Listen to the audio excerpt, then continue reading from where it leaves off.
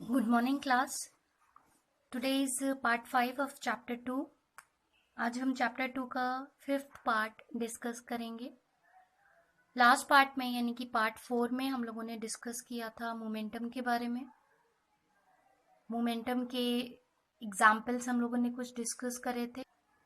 Then we discussed Newton second law of motion और उसका एक मैथमेटिकल एक्सप्रेशन भी हम लोगों ने निकाला था कि force is equal to mass into acceleration.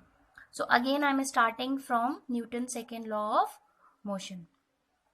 Newton second law of motion में हम लोगों ने क्या डिस्कस किया था? दैट न्यूटन स्टेटमेंट क्या होगा इसका?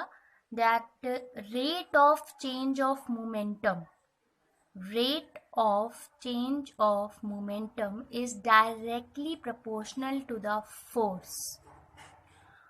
जब भी किसी बॉडी पे फोर्स लगाया जाता है, फोर्स लगाने की वजह से उसमें मोशन प्रोड्यूस होता है.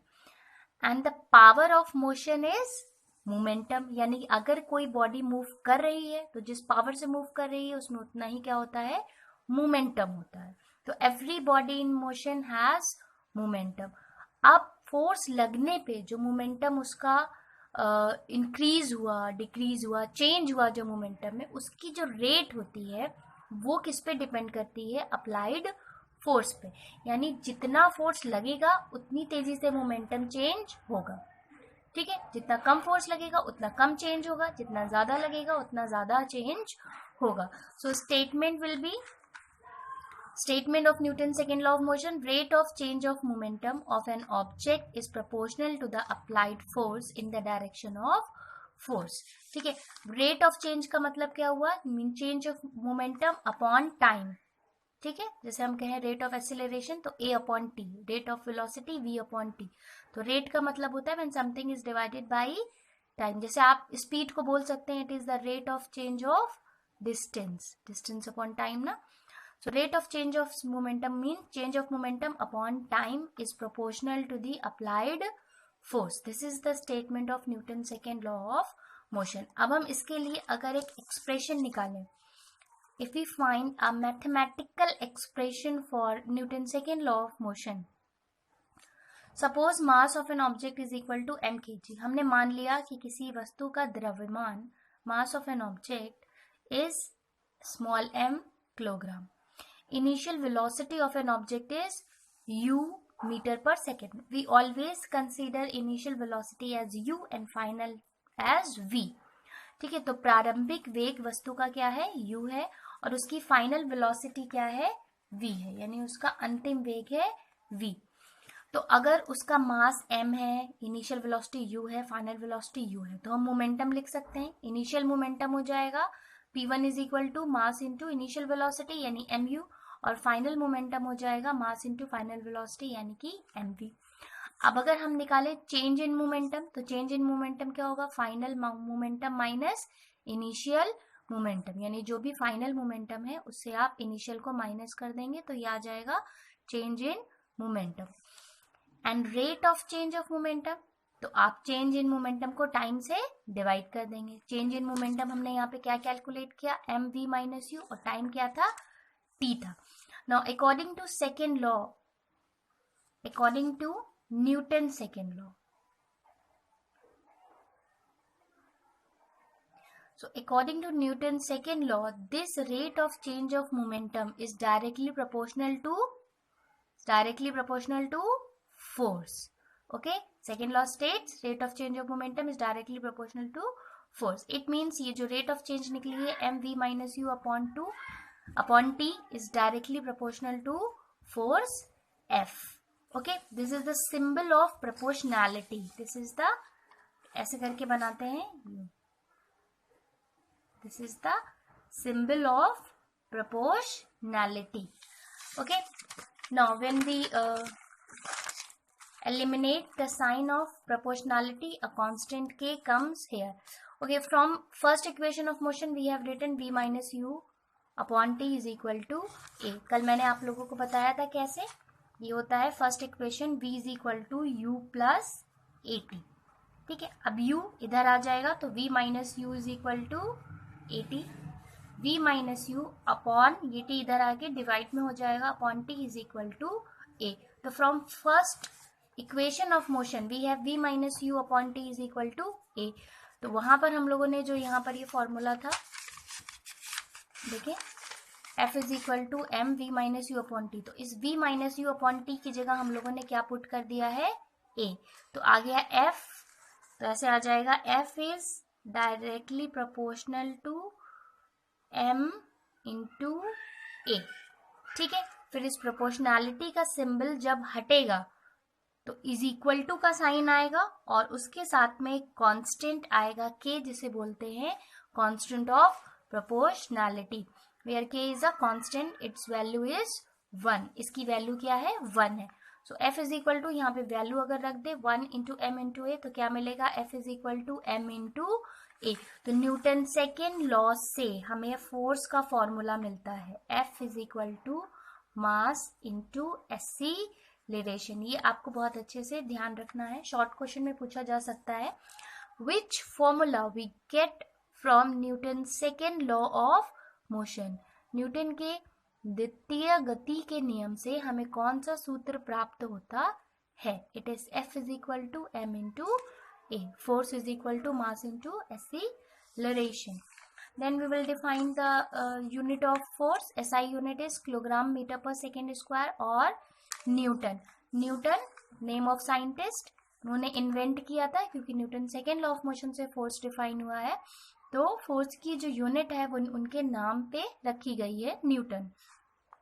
अच्छा देखिए दूसरी यूनिट कैसे आई, जैसे मास की यूनिट है किलोग्राम, एक्सीलरेशन की यूनिट क्या होती है, metre per second square. Okay, सो पहली यूनिट होगी अगर हम यहाँ पर ये रखें kilogram metre per second square और न्यूटन। ठीक है, तो अगर कहीं पर अगर kilogram metre per second square भी यूनिट लिखी है तो वो भी सही है, न्यूटन लिखी है तो वो भी सही है, और दोनों ही कौन सी यूनिट है, SI यूनिट है, सिस्टम ऑफ इंटरनेशनल यूनिट्स है। Okay, then 1 newton. अब कभी कभी क्वेश्चन आता है डिफाइन 1 न्यूटन, आप एक न्यूटन को कैसे डिफाइन करेंगे। तो सबसे पहली चीज न्यूटन है क्या, यहाँ पे जो हम ये न्यूटन लिखे हैं ये न्यूटन साइंटिस्ट का नाम जरूर है, लेकिन यहाँ पे ये साइंटिस्ट को नहीं रिप्रेजेंट कर रहा है, ये किसको रिप्रेजेंट कर रहा है, फोर्स को, इट इज रिप्रेजेंटिंग फोर्स।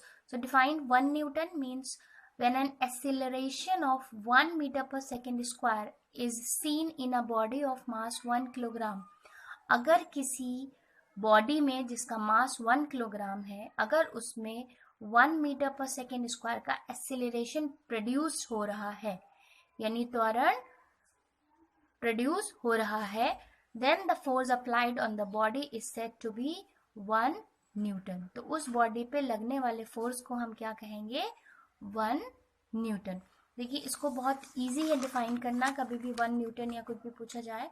देखिए F is equal to m into A, if m is equal to 1 kg and a is equal to 1 meter per second square, यहाँ पर अगर हम पुट करें तो f is equal to क्या आ जाएगा, 1 into 1, it will be 1 Newton।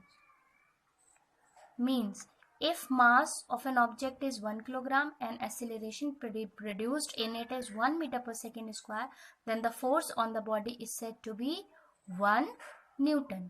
ठीक है, हिंदी मीडियम में कैसे डिफाइन करेंगे, जैसे अगर किसी 1 किलोग्राम की वस्तु पर 1 मीटर पर सेकेंड स्क्वायर का त्वरण उत्पन्न हो रहा है तो उस पर लगने वाले फोर्स को 1 न्यूटन बोलते हैं। ठीक है, हिंदी मीडियम में भी न्यूटन न्यूटन ही होता है, ऐसे उसको और कोई नाम नहीं है, न्यूटन ही है। ठीक है, सो 1 न्यूटन हम कैसे डिफाइन करेंगे, when an acceleration of 1 meter per second square is seen in a body of mass 1 kg, then the force applied on the body is said to be 1 Newton। Okay, अब force की 2 unit होती हैं, एक होती है Newton और एक होती है dynes. One is newton and another is dyne. Newton और डाइन में क्या फर्क है, ये होती है MKS यूनिट और डाइन होती है CGS यूनिट। अब ये MKS और CGS क्या है? MKS क्या है देखिए, MKS means metre kilogram second and CGS means centimetre gram and second. तो अगर हम सारी चीजें यानी कि लेंथ, मास और टाइम मीटर, किलोग्राम और सेकेंड में मेजर करते हैं तो ये सिस्टम कहलाता है MKS सिस्टम। और अगर हम लेंथ, मास और टाइम सेंटीमीटर, ग्राम और सेकेंड में मेजर करते हैं तो ये सिस्टम कहलाता है CGS सिस्टम। तो दो तरीके के सिस्टम होते हैं, MKS और CGS, मीटर किलोग्राम सेकेंड और सेंटीमीटर ग्राम सेकेंड। तो फोर्स की यूनिट अगर मीटर किलोग्राम सेकेंड में, जैसे कि हम लोगों ने मीटर और किलोग्राम और सेकेंड रखा था, तो 1 न्यूटन होती है, तो वो MKS यूनिट है। और अगर हम यहीं पर मास को 1 किलोग्राम की जगह 1 ग्राम रखें, अगर हम एक्सेलरेशन को 1 सेंटीमीटर पर सेकेंड स्क्वायर माने, तो जो फोर्स की यूनिट आएगी that will be 1 gram centimetre पर सेकेंड स्क्वायर और डाइन। ओके, इतना आप लोगों को, सब लोगों को समझ में आ रहा है? कहने का मतलब ये है कि अगर आपका फोर्स में अगर मास और एक्सेलरेशन किलोग्राम और मीटर पर सेकेंड स्क्वायर में मेजर हो रहे हैं तो फोर्स की यूनिट होती है न्यूटन। ठीक है, क्योंकि ये कौन सा सिस्टम आ गया, MKS।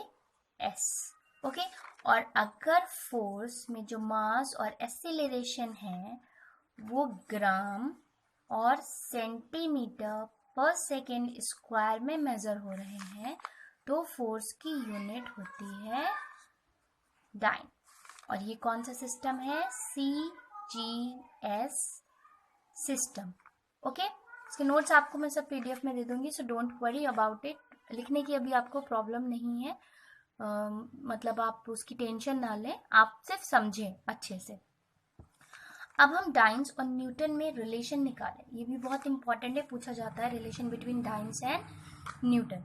तो देखिए 1, इसका मतलब क्या हुआ, न्यूटन का मतलब हुआ kilogram metre per second square. ठीक है, तो 1 kilogram metre per second square is equal to, अब 1 किलोग्राम में कितने ग्राम होते हैं, 1000 ग्राम। 1 मीटर में कितने सेकेंड होते हैं, 1